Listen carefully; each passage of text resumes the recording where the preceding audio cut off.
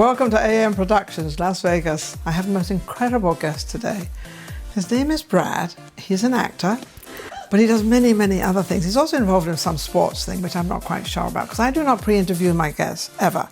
So we'll turn around. Here we go. Brad, how are you? If I was any better, I'd be sitting here with you. Well, you are sitting here. Then I guess I'm really good. Unless he wants to be sitting on my lap, and of course that I don't like. Right. Nah, I don't want to be on your lap. No. You don't want that. So you know something, I see many, people that say they're actors and this and that. You really do look like an actor. You look like you...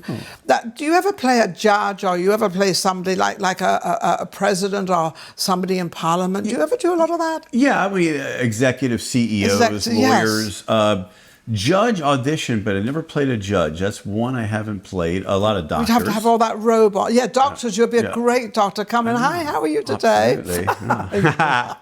Thank you. And then that incredible, we might have been exaggerating a little bit, but good. Yeah, you do. Now, how well are you doing in your acting? Have you achieved as much as you've really wanted to achieve up until now? No. I mean, why? If I did achieve what I want to achieve, I would be living full-time in either New York or California, but I can't really afford to live there. Sure. Now, how long have you been in acting?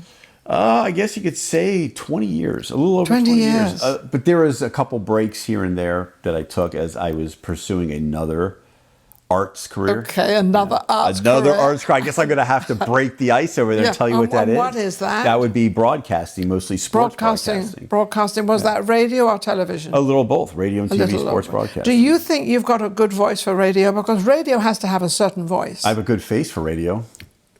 Yeah, he does. Yeah. It's always hidden. Right? Well, you're also a comedian then. I'm a wise ass. Yeah, funny guy. You're a funny guy. Yeah, comedic actor, but comedian, no, I don't do What's the last thing you've just done? I just did a little project yesterday. It was a pilot TV episode. I can't divulge too much.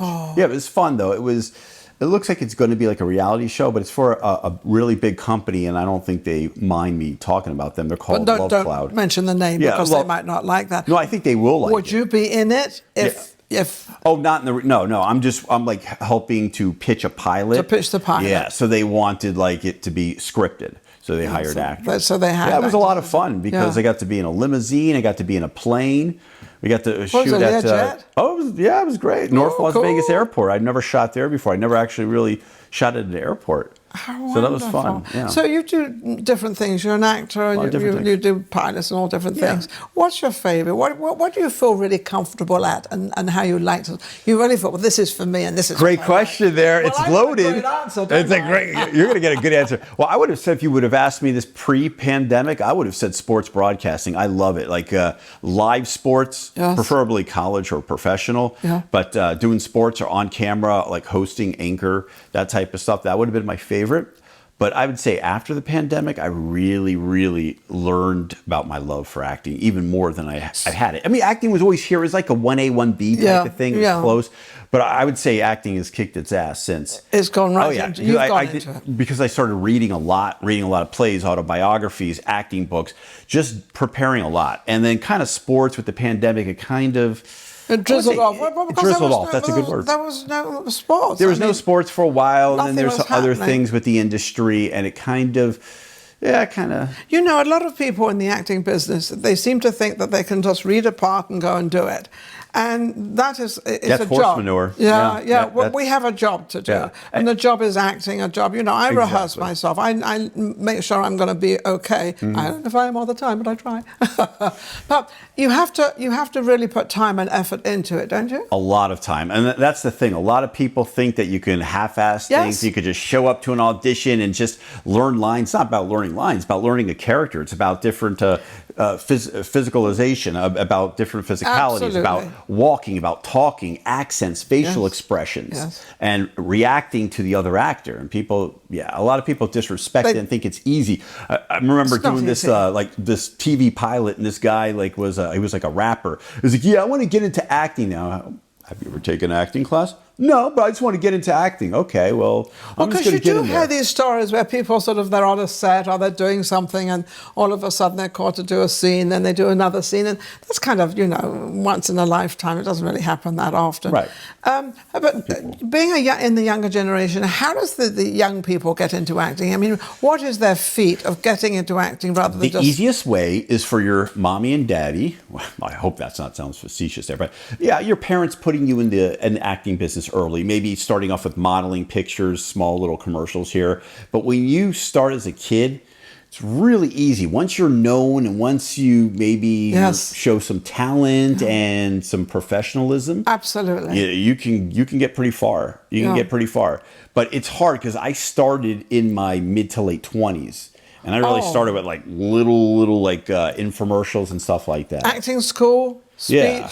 Well, I started. I didn't start with the acting classes. It was more like natural. But I did like some theater, and then I did some movies, short films, and started like that. Then I took the classes. I wish I did the classes before. But you're supposed to do them first. Yes, you're supposed to. Generation and that's what I tell people all the time. Yeah, take the classes first. But you've got to put as much effort into it as if you were doing a job or if you were doing work. Absolutely. Because it is a job. It is a job, and it's supposed to be fun, and it is fun most of the time. But it's more fun when you're prepared. Tell you that. And when you do a good job, and when they say, wow, like the guy over there on the camera, he's like, you are so professional. I worked with you before. You are a great actor. I'm very impressed. That made me feel great. So he saw what I hope other people see. When they're hiring somebody or they've got somebody there, they want to see that they don't really waste their time on trying to teach you how to act. They want you to come on set and do the thing. You got to go there. I get hired because people know what I do. Right. And I do it. Whatever I have to do, I do it. Exactly. Hopefully I do it well. I don't know. They expect you to be very prepared. They expect you to know your lines. They expect you to know your character. Yes. Because they have a busy job. You have a busy job. This person everyone has a job to do. Everybody has a job to do. In the meantime, everybody's got a job to do. What have you got coming up? Yeah.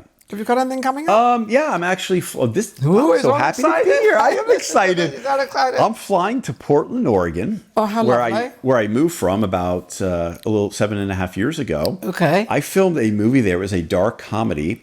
It was called Zombie Cats from Mars. I can't believe I'm admitting that. But this is part 2. But I played a newscaster, surprise. And it was a lot of fun. Okay. I mean, really, I had so much fun because it was comedy, and it was a little dark. I do like comedy. I think you should, because I'm listening to you, interviewing you, and you're throwing little things in here, and I quite like that. You because funny? But it's different. I think you're funny. You're not Bob Hope. Right, not Bob Hope. No. But you have a sense of humour. You have action. You have things going for you. Sure. Absolutely. What are you known for best when you go out there? What are people ready? They look at you. So because there's let's say there's 3 or 4 different sets of filmmakers I've worked with or that I know, and they all say something different. And it's amazing how everyone sees something different. I have a lot of people that say they only see me playing dark villains, psychotic, psychos, crazy lunatics. I can see that. I can see you being crazy. I guess, I thought that was an insult. Never speak to me I might never. No, I'm over that now. I used to think it's an insult.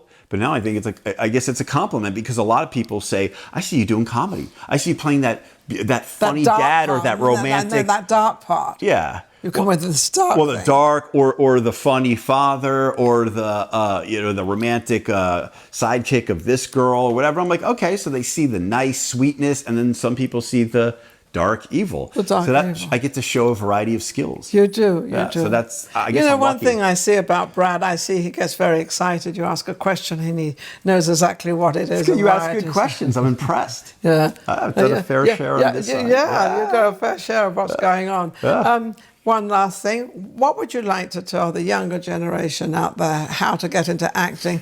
More of the quicker way, but the right way. Take acting classes, good acting classes, and you can do it online right now. You don't have to go, if you live in Kansas, you don't have to find your local theater department who might be very mediocre. You can actually take classes from New York, LA, Atlanta, Las Vegas. All on the computer. All over on the computer. Everything's so easy right now. Learn a technique. You could even go to university on the computer at home now. So I guess everything's on the computer. And read.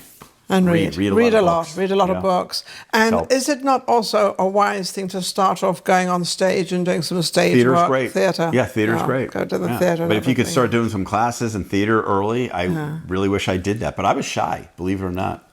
I was so shy. Oh, yes. The first time I performed. This guy was definitely shy. No, I was. Oh, my God. 100%. Oh, yeah. I'll believe you. I couldn't go up in front of a class in college. I used to take Fs anytime I had presentations. I said, I'll just get A's on the test just so I get B's or C's in the class because I am not going up in front of You're not going up in front of all Not those a joke. people. Not a joke. I had to force myself. So everybody out there, especially the younger generation, That's true. watch a little bit of what Brad's done and how he got himself there. Shy, didn't want to go up for it. Verbal, he wasn't very good at, but written he was pretty cool at. But I want to thank you, Brad, for coming on the show. I want to thank everybody for watching AM Productions, Las Vegas. You take care.